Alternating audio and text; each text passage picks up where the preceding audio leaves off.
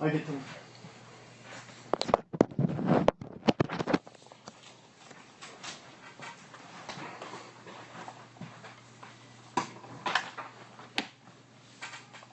And that is Chuck Willis and a song called Thunder and Lightning. And love can make you feel like all sorts of storms are going on inside you.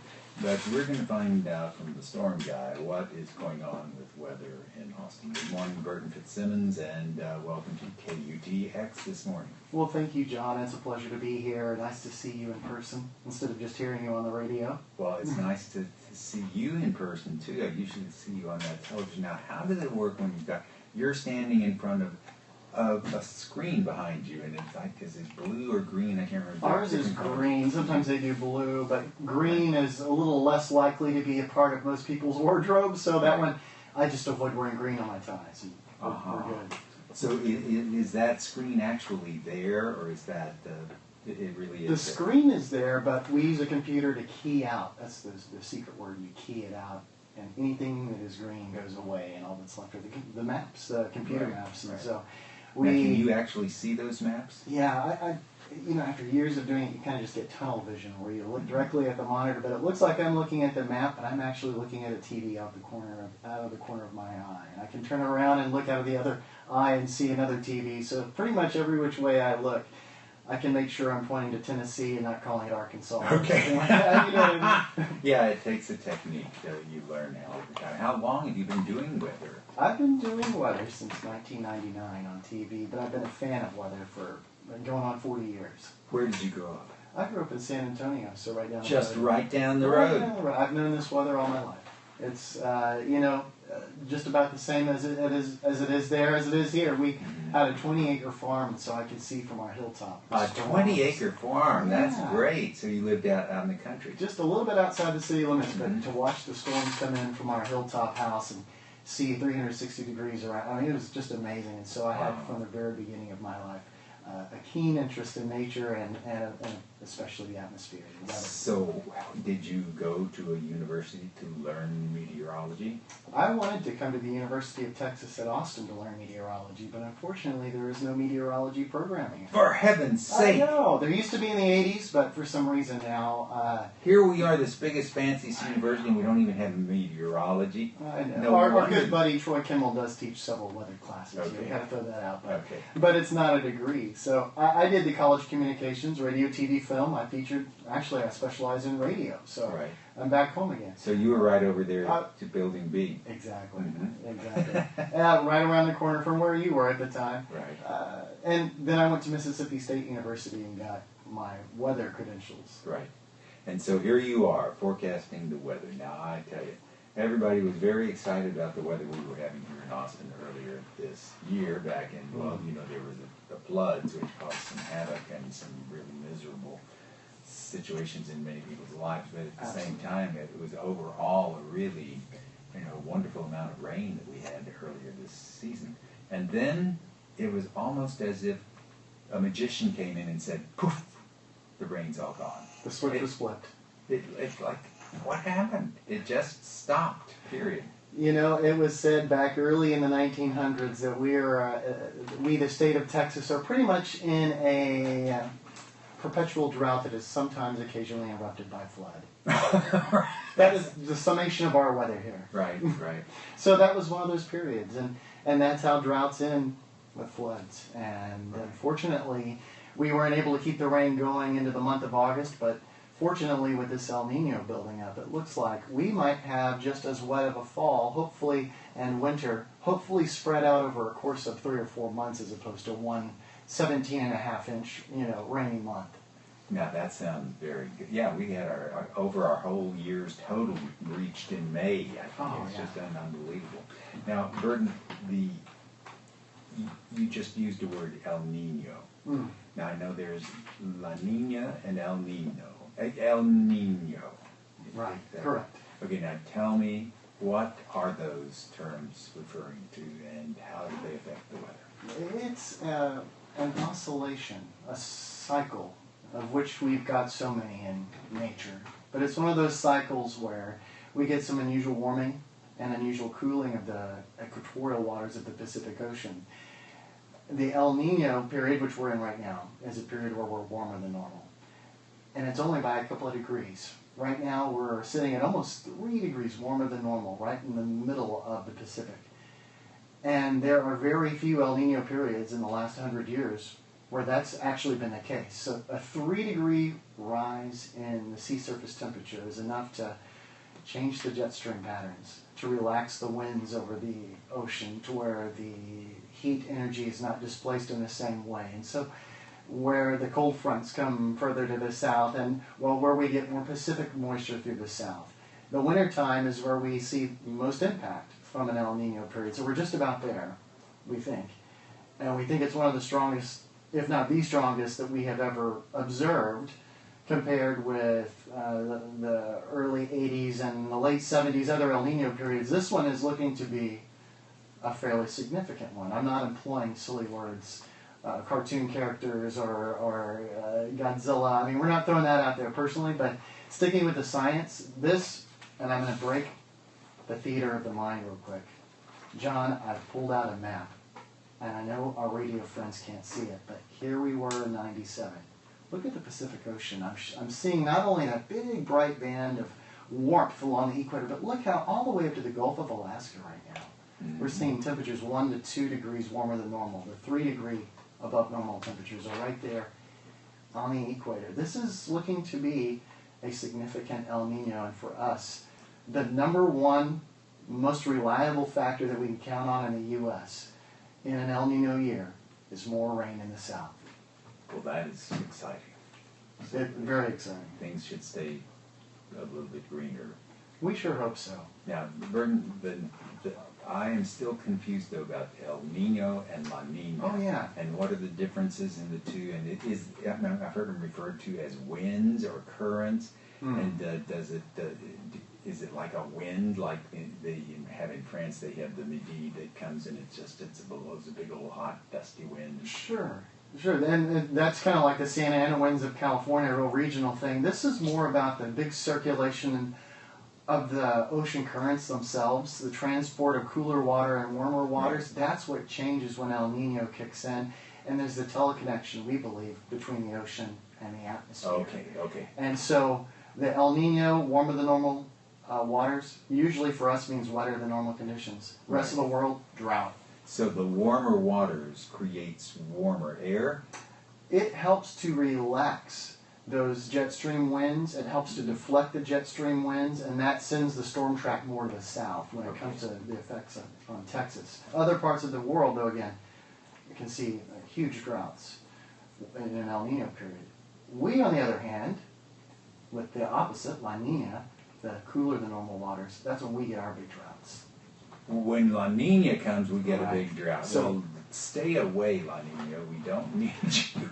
So we've been in a pretty persistent double-dipped La Nina period. It was a double whammy this time, and it created the worst drought in our state's history.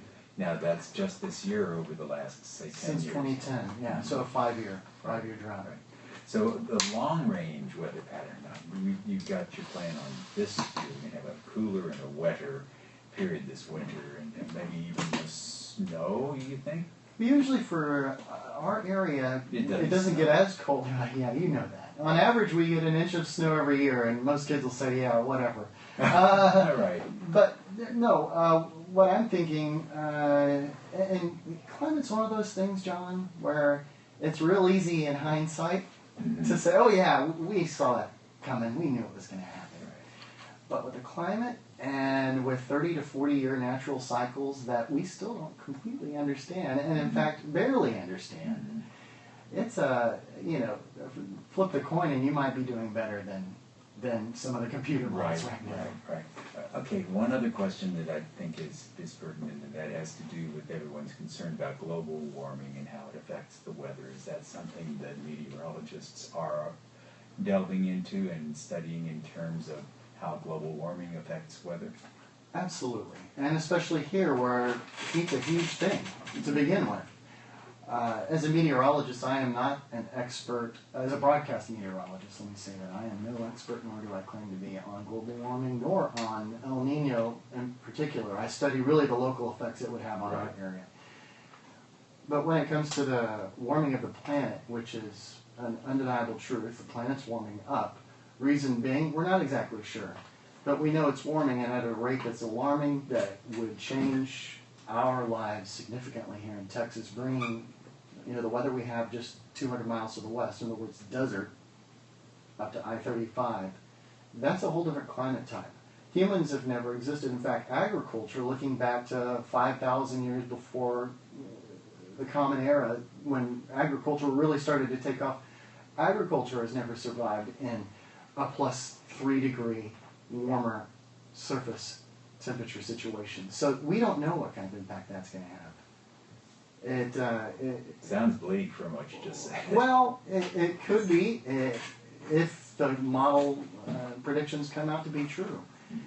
And I think it's incumbent upon us to really research and find every factoid that we can, and to really observe as much as we can, because better input, better output, right? Right. Okay, now let's see. We are in a drought period. The most recent weather, we've had a little bit of it's a storm here and there on, I guess it was Monday or Tuesday. Yeah. It was kind of nice, cooled things off a little bit, and like yesterday's high was it 91 or something like that? We made it up to about 93 in the city, 94. Actually, Austin Mabry hit at 95, I believe. But yeah, right near normal for this time of year. And to get those coastal showers up, it's a welcome sight. Right. Unfortunately, hate to be the bearer of bad news. High pressure is coming back for the weekend. So it's going to be 98 degrees on Sunday or something like that. Maybe 100. Oh, Burton, you're killing me. Sorry, John. The new model came out and said 101. Oh, no. Burton ruined my day. I'm going to try to... Just ruined it. We still have some time, though, where it can change a little bit. Okay. There's a tropical storm, a new one, just west of Mexico. It alone could change our weather outlook. Just a little deviations, like the proverbial... Even for the weekend? Yes, sir. Yes, all right. Like the proverbial butterfly in Africa flapping its wings. Right. So there is a connection. So, based on what we know now, yes, it looks like a... And for those who don't know, the butterfly in Africa flapping its wings is a story that is basically how everything is interrelated, and a subtle change in one thing can ultimately amount to big changes in something else. So like the butterfly's wings, and slightly little bit of the wind, you never know. Okay, there are so many, I could just talk to you all day about weather, but one of the things that I think people are concerned about is the amount of drought that's occurred in the area, and how lakes are working. And the lakes were full earlier this summer, or very nearly full. Are they still full, as far as you know? Travis is we're right at about 80% full. We're 5 feet over what is considered normal, the average historical September normal. So that's a good thing. To be 100% full at Lake Travis would be great, but it's the flood control reservoir. So having a little built-in wiggle room is a good thing. Yeah. So the cannon, we need it to come up big time. We're still running below normal by 3 feet. So we could definitely use the rain, John. Well, it would be a great idea to have some more of it. And as far as Austin goes, one of the things that is confusing to me and to a lot of people is when you look at, what was the day's high? 91, 93, 96, depending on where you look. And there are different measuring spots, and everybody knows that downtown Austin, in the middle of an asphalt parking lot, it's going to be hotter than it is under a tree out in the country. So absolutely. The urban heat island effect, that's what we call that. But you're right, the less vegetation, the more concrete and blacktop. We have the temperature records, in fact, that's one of the big issues with climate change and global warming, is that the temperature records we have for the last 100 years, a lot of these stations are considered not corrected because we have urbanized around them, and they've changed. Right. We've literally changed the environment in the last 100 years, and didn't necessarily account for that in some of the studies and research that have been done. So that's one of the big questions when it comes to global warming. But I definitely agree with you. And we know it when we look at it, Austin Bergstrom out there in the Onion Creek watershed. It's a nice, cool morning out there where that cool air sinks down in the valley. Right. Versus here in town where the temperatures can be 10 degrees warmer. Exactly. So that's why in the winter months, a lot of times they'll even have frosts down in the valleys by the river bottom. And, so there's so many things that affect what the temperature is where you are. Bingo. Yeah, it's just So, as you look at your weather, just remember, there are many, many factors, and please don't blame the weatherman for saying that there's a 100% chance for showers and it doesn't rain a drop, or the other way around, when there's no chance, and then it comes a big, big storm, because it's that butterfly's wings. But you do the best you can, and we're all addicted to the weather forecast. I hope everybody is. At least I know I am. I appreciate you, wanting John. to know what's going on. I appreciate you, Burton Fitzsimmons. And you can see him on television, and you're on Time Warner Cable News. Correct. Okay. And I just love you to death. So thank you so much for agreeing to come in, and thanks to Robbie. Was it Robbie? Robbie. Okay, thanks to Robbie for coming in and helping film. He's out there filming too. Hi, Robbie.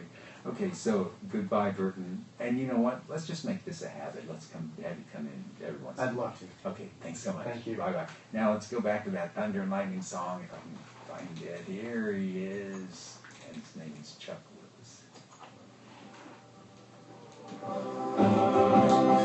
Much fun! Hey, that was great. Wonderful. I enjoyed it. Wonderful. I'd like to do that. Oh, we'll just make it happen. Let's do it this evening. Yeah, I got you.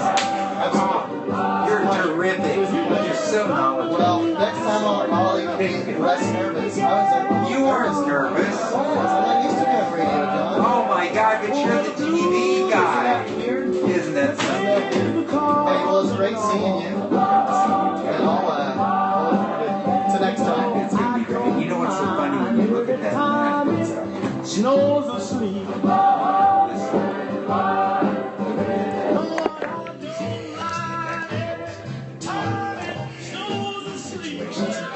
And that whole pattern is right along with the Ring of Fire, with a specific plate that's going underneath the North American plate, and it's causing all of this activity along the.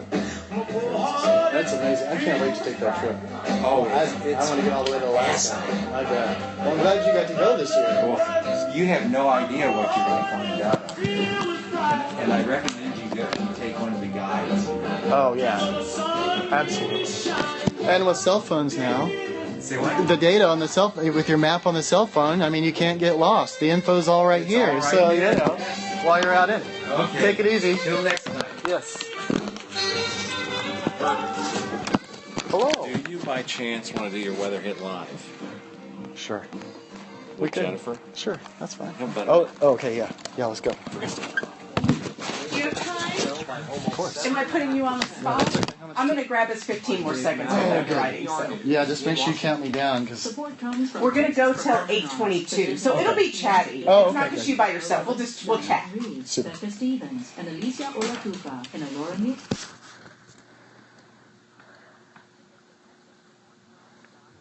It is 8:21. This is KUT. Thanks for tuning in for Morning Edition. I'm Jennifer.